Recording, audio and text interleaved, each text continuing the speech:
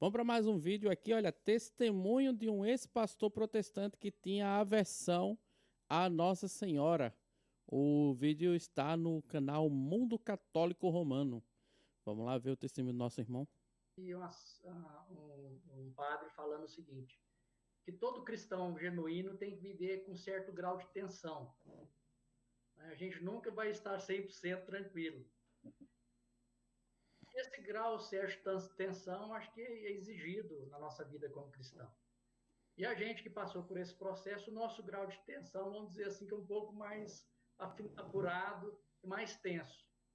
Verdade. Porque sempre vem um questionamento, vem uma história que você teve, né? Então é um processo longo, que eu vou falar nesse processo, com a ajuda principalmente de Nossa Senhora, eu acho que é um ponto fundamental, né? Mas enfim, eu nasci num lar cristão, mas cristão católico, do interior de Minas Gerais. Tanto meu pai como a minha mãe, a formação dele acadêmica foi em colégio de padre, colégio de freiras, né? Mas seguindo somente a tradição, né? Então você batiza, fui batizado, primeira comunhão, né? Crisma, mas sempre naquele sentido de que fazendo a coisa por tradição, né? Naquela Você não tem um superficialidade, vínculo, né? total, né? O que a gente estava comentando um dia, o cristão católico IBGE, né? Isso. Então, isso não Clássico. tem relação nenhuma. Né? E isso depois a gente vai falar sobre isso, que é um erro enorme da Igreja Católica. Né? E porque acaba você se tornando presa fácil. Né? Mas eu também vou explicar sobre isso. Sim. E nesse processo de caminhada, quer dizer, você não tem profundidade, não tem alicerce na Igreja Católica. Eu conheci a Igreja Evangélica, a Igreja Protestante. Na época, a Igreja, aqui eu vou abrir um parênteses, Alessandro, é o seguinte, que a partir de agora, as coisas que eu vou falar, né, às vezes tem pessoas que estão assistindo que são meus conhecidos, alguns vão poder se chocar um pouco. Mas veja bem, foi uma realidade minha, né? Eu assumo aquilo que eu fiz, num contexto da época, né? Muitos protestantes e pastores que eu ainda conheço, eu creio que têm um coração genuíno em Jesus Cristo, né? Exatamente. Precisa haver uma mudança, mas eu não tiro mérito da honestidade, eficácia, da honestidade deles, né? E o contexto das coisas que eu fiz, realizei, foi nisso também, acreditando numa verdade. Né? Certo. Então, eu não julgo e nem condeno, né? Mas eu rezo e peço que Nossa Senhora ilumine o coração deles. Nesse processo, a igreja que na época que eu comecei a participar era uma denominação chamada Cristã Evangélica. Ela foi fundada aqui em Anápolis, é uma igreja que veio da doutrina, eles são calvinistas, né? Fundamentalistas em relação à Bíblia, né? Creem na questão da predestinação, alguns são chamados à salvação, outros não, né? A questão calvinista, né? João Calvino. Sim. E possui seminário teológico, existe uma fundamentação por trás. Né? Essa igreja que eu participei, ela veio da cristã evangélica, depois foi seguindo outros nomes, né? Foi rompendo, criando outras, como é normal e comum no protestante. Isso. Esse processo dentro da igreja protestante, no começo você é uma coisa diferente, né? Um apelo diferente, né? Vamos dizer assim, que a questão do protestante é a tentativa da resposta rápida, né? É você ter um contato íntimo com Jesus através do Espírito Santo de Deus e conseguir, de alguma maneira, a solução dos seus problemas, né? Quer dizer, tanto financeiros, espirituais, materiais, né? Quer dizer, o acolhimento, né? O acolhimento que essas comunidades têm também é muito grande, né? Mas aí é que tá também, né? Será que eu busco Jesus só para ele satisfazer os meus problemas, né? Resolver os meus problemas, é isso? Essa deve ser a minha busca por Deus, para que ele resolva meus problemas, seja financeiros, de relacionamento. é um grande problema isso, né? Para a nossa fé. Vira uma fé baseada somente no eu ter, né? E aí eu devolvo a Deus o louvor e a adoração de acordo com o que ele me dá.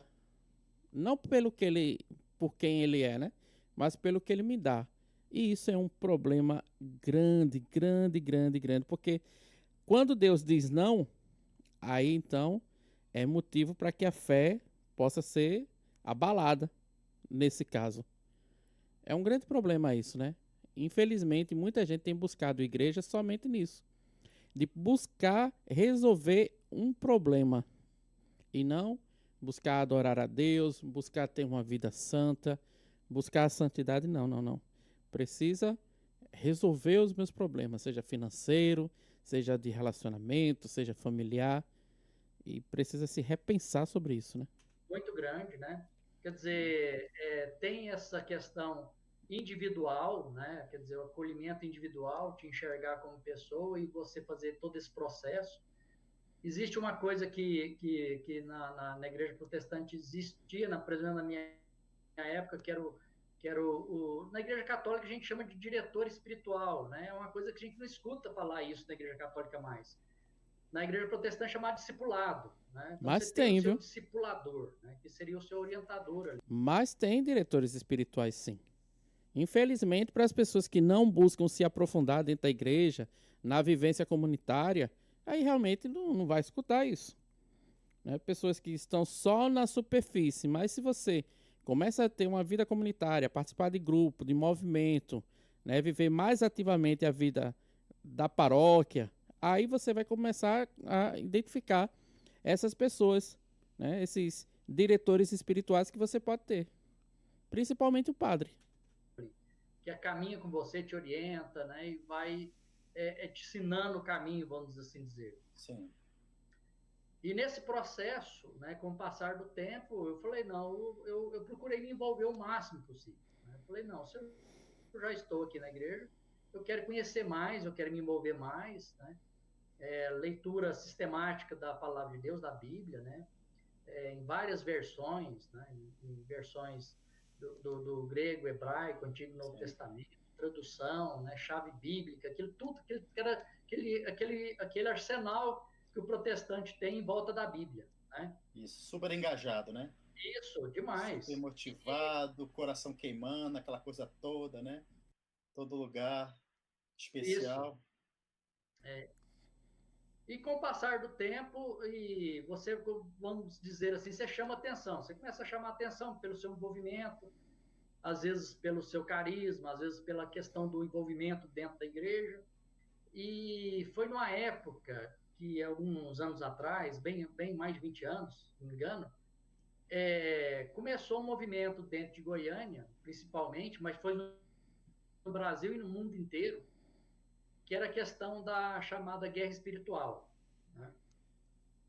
Esse movimento ele veio para o Brasil através de um pastor chamado Peter Wagner. Ele já faleceu, inclusive.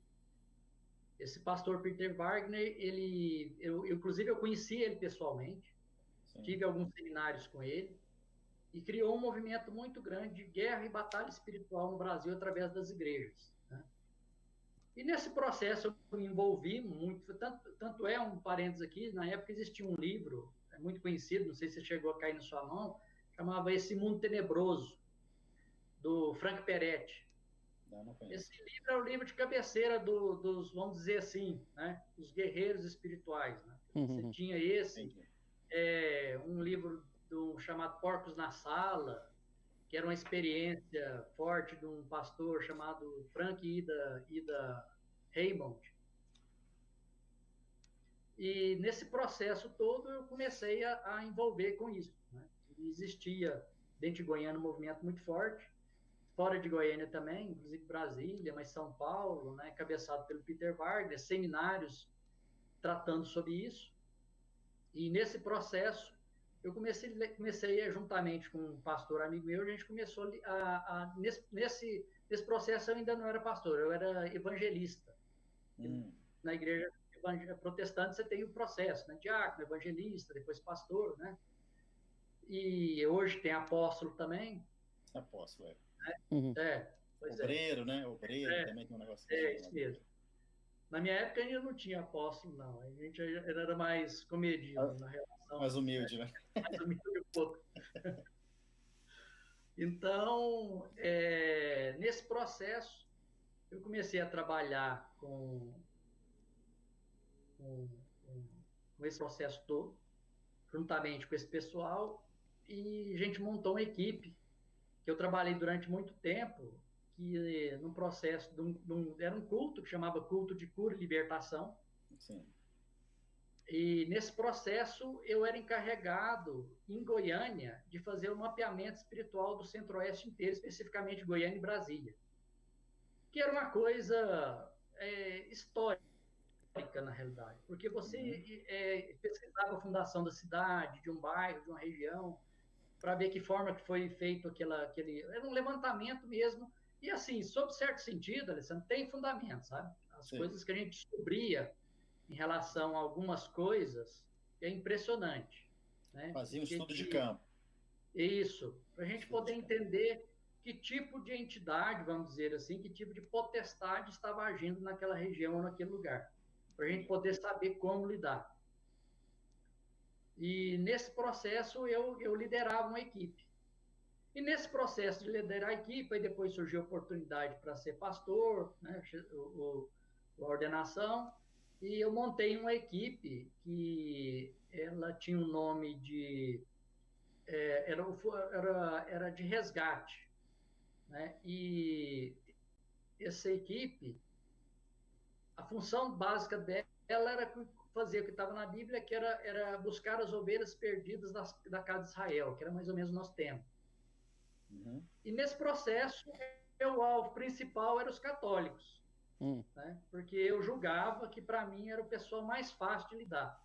E aqui entra uma situação complicada, que nesse processo todo, Alessandro, tristemente, né? Isso eu falo com pesar, eu nunca encontrei um católico que me refutasse. Nunca.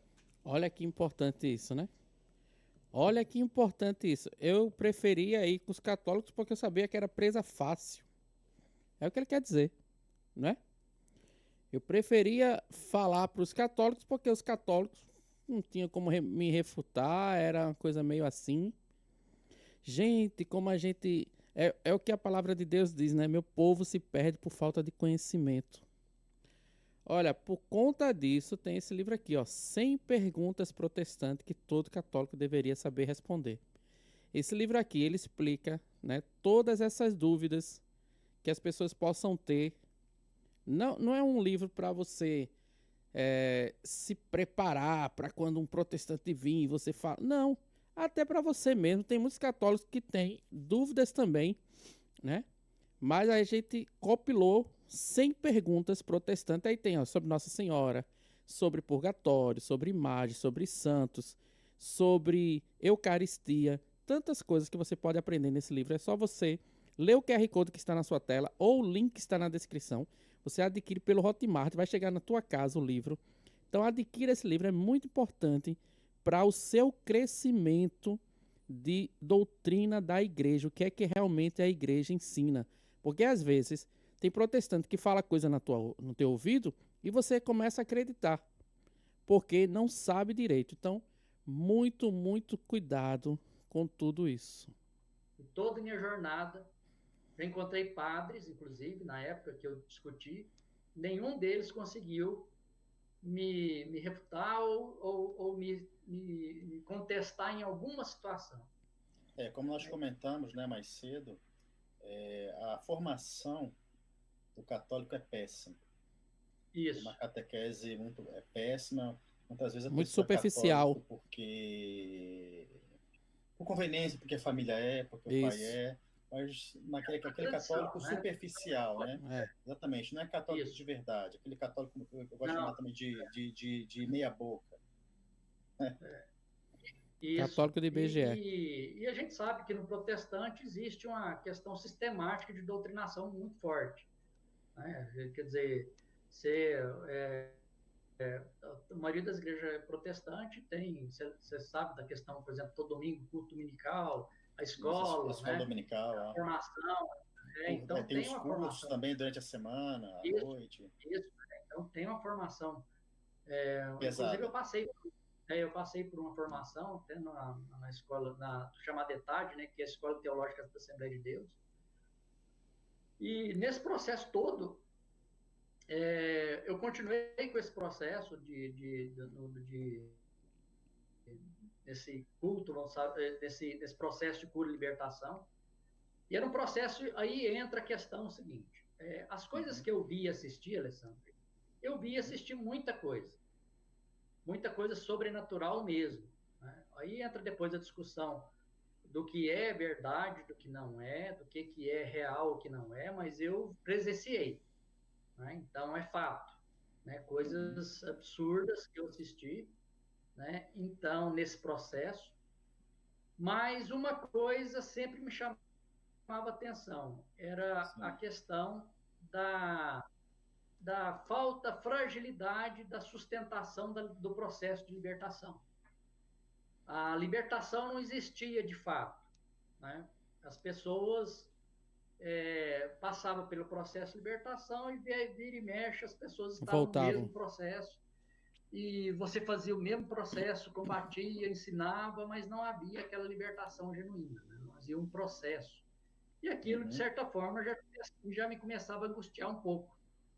Porque eu falava, bom, biblicamente fala que quando Jesus liberta, a liberdade é livre por completo. Né? Isso. Mas como a gente é fundamentalista, aí você começa a arrumar uma desculpa. Não, a pessoa deu uma brecha, né? Tem uma... Inclusive, a gente fazia isso, a gente se reunia para... Aí é outra questão, a gente se reunia com os pastores, a gente tinha reuniões onde a gente ia orar, a gente chamava oração de poder, buscar poder de Deus. O que era poder de Deus? Buscar a orientação do Espírito Santo de Deus, usando aquilo que a palavra de Deus nos orienta sobre a questão da palavra de sabedoria, palavra de conhecimento, né? Sim. Para a gente se preparar para ir para esse combate, vamos assim dizer. E nesse processo a gente sempre ficava procurando, a neura que tem o pentecostal, né?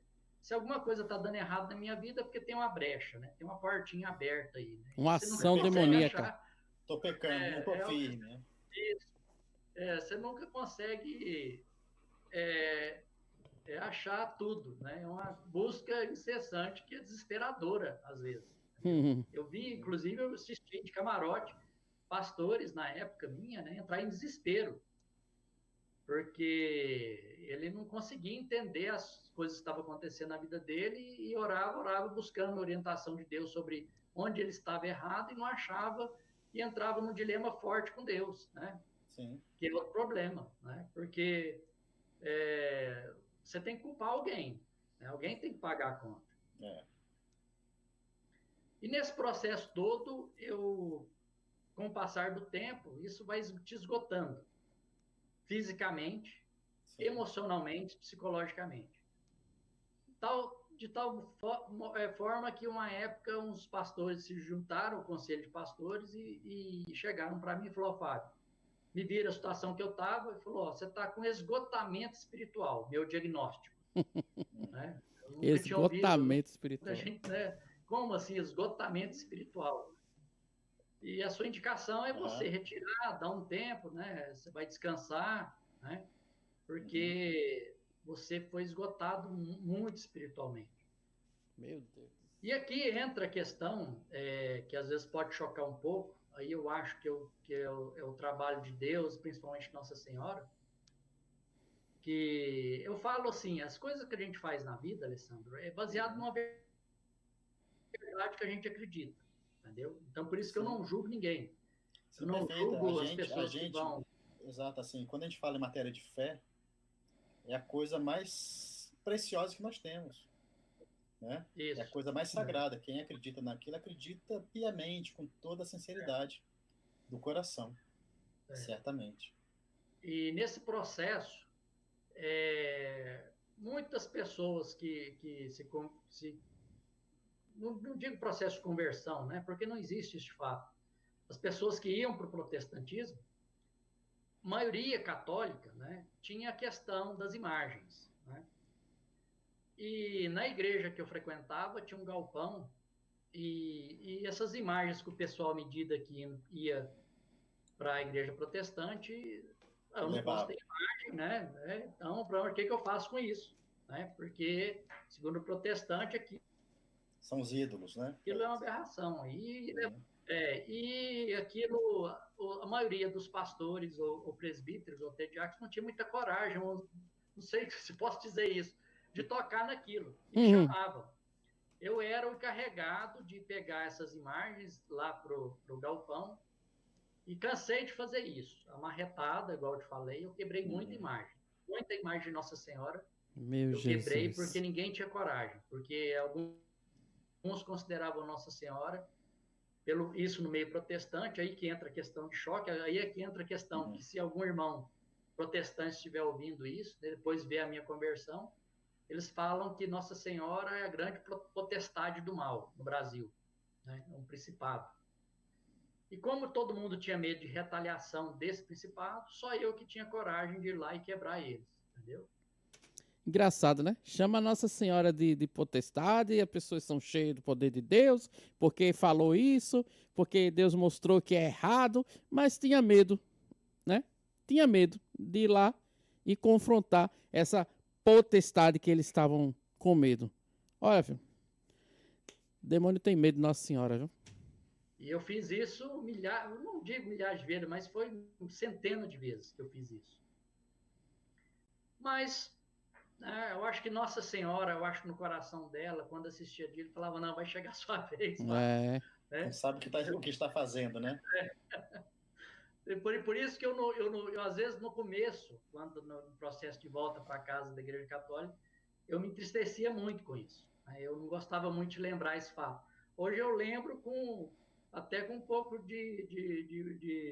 não digo de alegria, mas assim, de sátira, né? Porque eu falo, meu Deus, Nossa Senhora, no amor dela, pensava, gente, né? Deu uma criança, né? O que é a ignorância, né? Nesse processo, que eu acho que foi juntando tudo isso, eu fui diagnosticado com o tal do esgotamento espiritual, me afastei um pouco.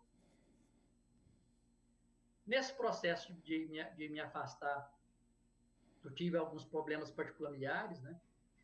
E acabei afastando de fato, né?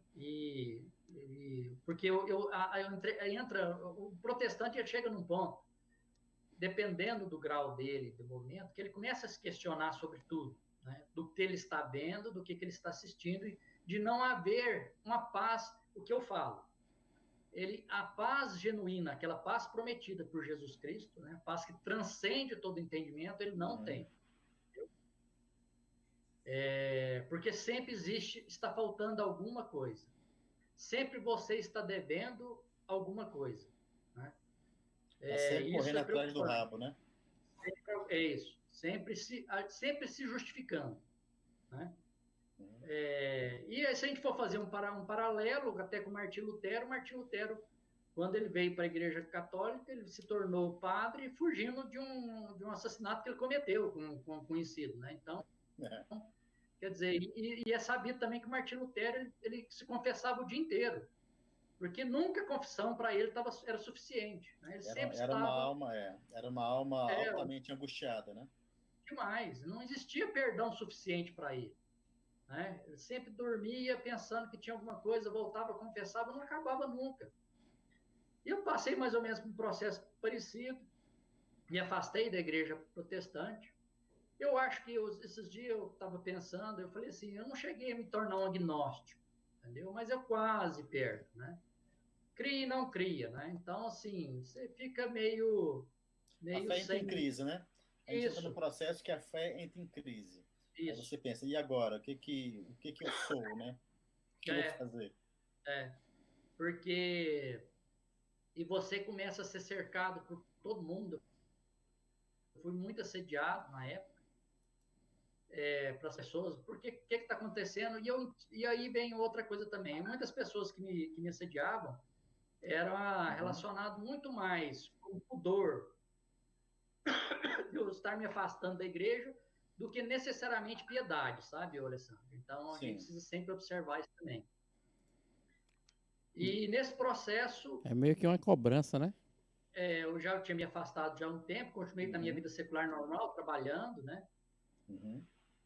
Eu conheci minha esposa, a Sônia, minha esposa é católica praticante, e nesse processo eu comecei a acompanhar ela na igreja católica, mas sempre com aquele olhar protestante. Um pé atrás. Primeira vez que você entra na igreja católica. Mas foi tranquilo? Como é que é? Como é que foi esse acompanhamento lá? Não foi muito tranquilo, não. Entendeu? As primeiras vezes que eu ia na igreja católica, a minha vontade, falou assim, eu enxergava, eu ficava muito receoso, muito inquieto, né?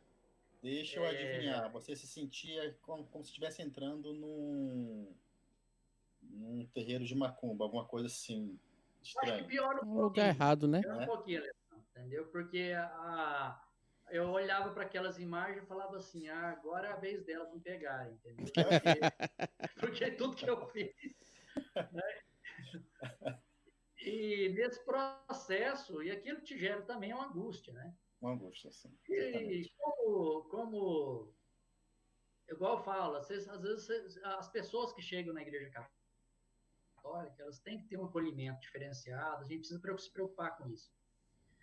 Bom, aí continuei minha vida normal, frequentando a igreja juntamente com ela, mas sem uma conversão genuína, ia mais por respeito do que necessariamente por amor. E eu falo que na época, eu gostava muito de assistir um programa chamado Café Filosófico. Acho que ainda tem na TV Cultura, né? Existe. Aí estava o Leandro Carnal, né? E ele estava falando sobre espiritualidade especificamente, né? Às vezes tem alguns falam que ele é agnóstico, outros falam que ele é ateu, não sei, mas ele estava falando, o tema era especificamente espiritualidade. Nesse processo dele falar sobre espiritualidade, ele tocou em uma personagem, né, católica, né, Santa Teresa de Ávila, né? E nesse processo dele falar sobre Santa Teresa de Ávila, e ele começou a falar sobre a história dela, né, historicamente, como representava isso dentro da Igreja Católica, nessa espiritualidade dela carmelita. E eu comecei a prestar atenção, assim, como quem não quer nada. E ele pegou e parou durante um tempo e ele foi recitar aquela poema que eles só falam sobre Santa Teresa, que é o Não Me Move, né? Que até eu notei aqui que ela fala que mesmo que o céu existisse, né, o inferno existisse, isso não moveria o coração dela. Simplesmente o que move o coração dela é o amor a Deus. E ele termina essa frase falando o seguinte: como é impressionante a gente encontrar alguém que é muito mais inteligente do que a gente. Ele falando isso em relação a Santa Teresa. E aquilo me deu uma chave na mente. Eu falei, gente, do que ele está falando? Como assim ele está falando de uma freira católica muito mais inteligente do que ele? De quanto tempo que essa santa está? No século XVI, né? Aí eu entrei, terminou o programa, eu entrei na internet, busquei tudo sobre essa Santa Teresa. Aí procurei informação dela e consegui um livro, Caminho da Perfeição. A hora que eu li aquele livro, a sensação que eu tinha quando eu começava a ler, eu falava assim, eu não estou entendendo nada. Eu fiquei simplesmente assim, sem entender. Eu não estava entendendo de fato o que estava acontecendo. Porque eu não sabia assim, como é que, de onde que ela saiu? Como assim ela existiu? Como assim? Não tem... porque você fica muito baseado no mundo protestante, da questão somente da Bíblia, né? Algumas histórias, mas nada relacionado a alguém vivo, católico, né? Nessa profundidade. Aí nesse processo... Só, se você me permite, só para te interromper um instantinho, porque quando nós somos protestantes, a gente não conhece a Igreja Católica. Nós temos uma ideia do que ela seja, e essa ideia é totalmente errada, né? Nós costumamos dizer totalmente distorcida. Nós costumamos dizer que nós combatemos, quando nós somos protestantes, nós combatemos o espantalho. Não é a igreja não é aquilo. É claro que o mau exemplo dos católicos, sejam eles leigos ou bispos, colabora muito com isso. É muito difícil você olhar para a vida de um católico e se admirar e se atrair pela igreja, né? Isso é muito triste. Mas a partir do momento, como aconteceu com você, que a gente conhece a vida dos santos, você vê, peraí. Como é que essa pessoa é católica, né? Existe uma igreja, existe um catolicismo além disso que não me apresentaram. É muito importante isso que ele está dizendo, de que a pessoa que pensa que está batendo na igreja católica, você não está batendo na igreja, você está batendo no espantalho que te mostraram o que era a igreja católica. Talvez você não entenda nada, você não sabe o mínimo do que é a igreja católica. Você só bate no espantalho daquilo que te falaram sobre a igreja católica, que te ensinaram de uma forma totalmente deturpada. E você até hoje pensa que a igreja católica é isso que te ensinaram. Entende? Então, tem pessoas que precisam muito rever os seus conceitos. Santa Teresa d'Ávila é uma pessoa tão incrível que tem uma frase dela que eu gosto tanto, que está no Poesias Espirituais, que é assim, ó: nada te perturbe, nada te espante, tudo passa, Deus não muda, a paciência tudo alcança, quem a Deus tem, nada lhe falta, só Deus basta, né? Até a Madre Kelly Patrícia, né, fez uma versão dessa música, desse poema, né, cantado, muito bonito. Você pode pesquisar depois. Isso. Pronto. Aí você continua novamente, por gentileza. Aí, essa questão... Aí eu comecei a ler terminei o Caminho da Perfeição, Castelo Interior, Moradas, o Livro da Vida. E Entrou eu mesmo de entendi cabeça, a profundidade da espiritualidade de uma... Quase virou carmelita, eu acho. Mulher católica, freira, né? E aquilo, eu falei, não pode estar só nela, né? Dela veio aí o São João da Cruz, que era companheiro dela, né? Uhum. Depois Santa Catarina de Sena, né? Inclusive as duas doutoras da igreja. E isso eu comecei a me aprofundar mais, a entender. E a questão, e assim, sempre num dilema gigantesco, porque eu não sabia até que ponto eu estava indo em relação a esse conhecimento, né? Uhum. E aí eu falei, gente, tem algo mais profundo em relação à Igreja Católica. Porque, como você disse, a percepção do protestante em relação à Igreja Católica é muito superficial, né? Inclusive, alguns cristãos católicos também têm essa visão muito superficial da Igreja Católica. Uhum.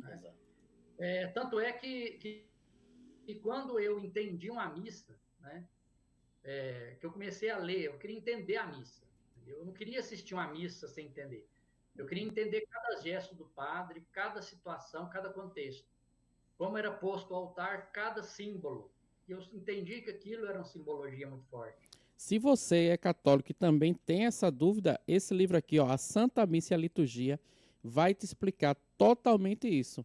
Cada gesto do padre, porque o padre entra pelo centro da igreja, porque o padre beija o altar quando chega, o que significa a oração da coleta, qual o momento da oração da coleta, né? É o momento lá do ofertório? Será? Né? Será que o que a gente tem hoje, né, os primeiros cristãos, eles celebravam o quê? Uma coisa mais parecida com um culto protestante ou com uma missa? Como era a estrutura? O tempo litúrgico? Porque o padre um dia está de verde, outro está de rosa, outro está de branco, né? Ele que escolhe isso. Tudo isso tem nesse livro aqui, ó, A Santa Missa e a Liturgia. Basta você ler o QR Code que está na sua tela ou clicar no link da descrição desse vídeo, adquirir ele pelo Hotmart, vai chegar na sua casa e você vai com certeza celebrar muito melhor a missa quando você for de volta lá na sua paróquia, tá bom? Quando eu assisti a primeira vez, que eu entendi 100%, na primeira vez eu não conseguia segurar de tanta emoção. Olha que bonito. Conversei com um padre amigo meu, hoje muito amigo meu aqui de Goiânia, E eu não esqueço do que ele me falou, Alessandro. Eu falei assim para ele, padre, será que os católicos têm noção e percepção do que é uma missa? Ele falou assim para mim, infelizmente não, meu filho. Infelizmente não. Porque é uma triste verdade. É uma triste verdade. Né? E a gente percebe isso a começar pela modéstia. Né? A forma com que as pessoas vão, se vestem para participar de uma missa é uma coisa triste. É a forma como as pessoas se portam diante do altar de uma missa, né? Todo o processo. Todo jeito. E nesse processo eu comecei a estudar tudo que pudesse cair na minha mão sobre a questão da Igreja Católica. Né? Eu queria falar, bom, eu quero conhecer, né? Aí vem outra questão da literatura até dos protestantes, né? Scott Hahn, o Banquete do Cordeiro, Todos os Caminhos levam a Roma, né? E a questão da história da igreja, né? Aí você começa a entender o patrimônio que o cristão tem hoje, né? Aí vai para os patristas. Aí tem aqueles choques maiores, né? Quando você cai na patrística, por exemplo. Né? Exato. Você descobre, por exemplo, que a gente tem Jesus como Deus, porque um santo chamado Santo Anásio, né, no ano 300 e pouco, 325, 320, né, ele assim o disse, né, de que Jesus é Deus, né, contra aquela questão dos arianos, né. Mas assim, quer dizer, até o próprio protestante, ele tem Jesus como Deus graças a um santo católico, né. Quer dizer, a fundamentação cristã do mundo, né, é baseada na fé católica, né. A questão da divindade do Espírito Santo de Deus, né, da questão do corpo e de Jesus, né? Quer dizer, a questão dele homem e Deus ao mesmo tempo. Tudo isso se deve à Igreja Católica, né? Dos primeiros santos, né?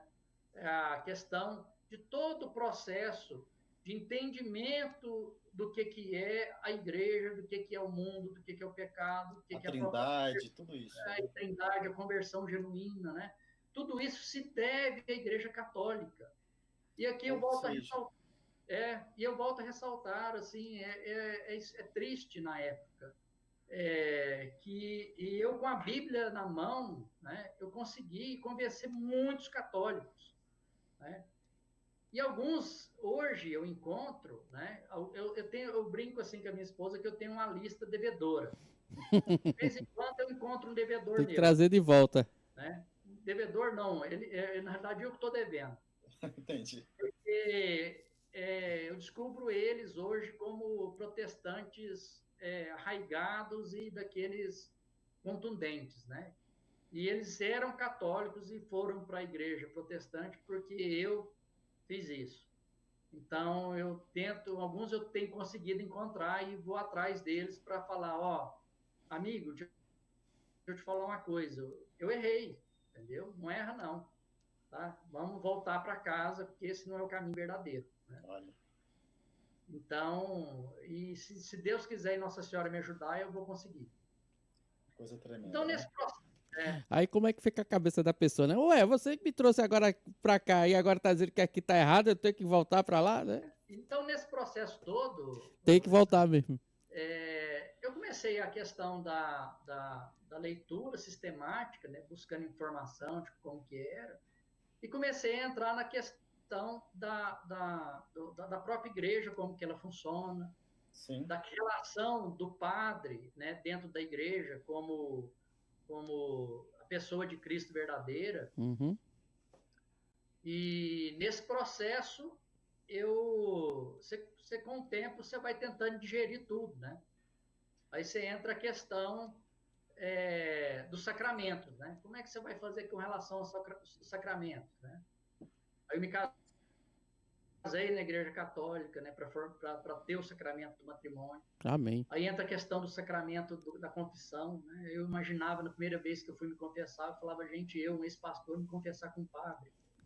Eu lembro que eu fui umas 3 ou 4 vezes, desistia, eu falava, meu Deus, como me dá força, como que eu vou fazer? Né? Tudo. Por quê? Porque é uma doutrinação muito forte, né? E isso eu acho que a gente precisa mostrar a verdade do que são os sacramentos da igreja. Consegui me confessar, hoje me confesso naturalmente, né? Mas é um processo, eu acho que você já passou por isso. Né? Mas são barreiras que a gente precisa quebrar, e o próprio cristão católico precisa entender isso. Né? E nesse processo, né, com a ajuda da minha esposa, da Sônia, minha esposa, e ela devota de Nossa Senhora, né, muito devota de Nossa Senhora, insistindo às vezes com relação ao rosário, ao terço, né, principalmente, né, para a gente começar a habituar, né, e naquele processo, né, o Pai Nosso, né, a gente digere e fala bem, né, quando você entrava no Ave Maria, você ficava um pouco engasgado, né. E eu comecei no processo do terço e do rosário, né? Comecei a recitar o terço e o rosário. No começo, num processo automático, né? De repetição, de entendimento, mas aí que eu falo, né? Isso eu falo para todas as pessoas, tanto cristãos, de todas as denominações, né? O meu processo, de fato, de volta para casa da Igreja Católica se deve ao terço de Nossa Senhora, ao rosário de Nossa Senhora. Amém. Aí eu vi um comentário hoje aqui num vídeo que a gente postou essa semana, aí a pessoa diz assim, cuidado para não errar uma Ave Maria, porque senão o pedido não chega. Querido, entenda o seguinte, você está, além de não entender o que é o rosário, você não faz a mínima do que é um rosário, do que é um terço, né? O rosário é uma oração totalmente cristocêntrica. O rosário não é para a gente ficar pedindo, fazer pedido e rezando, não. O rosário é uma oração cristocêntrica que, a partir dele, nós meditamos a vida de nosso Senhor Jesus Cristo. Desde a anunciação até a coroação de Nossa Senhora, como Rainha dos Céus. Tudo isso dentro da palavra de Deus, trazendo tudinho, informação. Tem aqui no canal, tem vídeos aqui, viu? Se você quiser rezar aqui no canal, tem vídeos aqui do texto trazendo, olha, para cada mistério, um texto bíblico, tudinho. Então, você não faz ideia do que é um terço, do que é um rosário. A minha substância, a minha conversão, que eu digo, mas a minha solidificação da minha fé católica se deve, né, de fato, ao conhecimento de tudo que a Igreja Católica oferece, mas eu acho que o meu amor à Igreja Católica, essa minha vocação católica mesmo, veio com o terço de Nossa Senhora. Amém. Que maravilha, viu? Olha, eu vou deixar aqui para que você assista completo. Ainda tem um trecho desse podcast para você assistir completo, ele explicando sobre essa devoção dele a Nossa Senhora, tá certo? Então, ó, Mundo Católico Romano, que tá na descrição desse vídeo para você assistir completinho.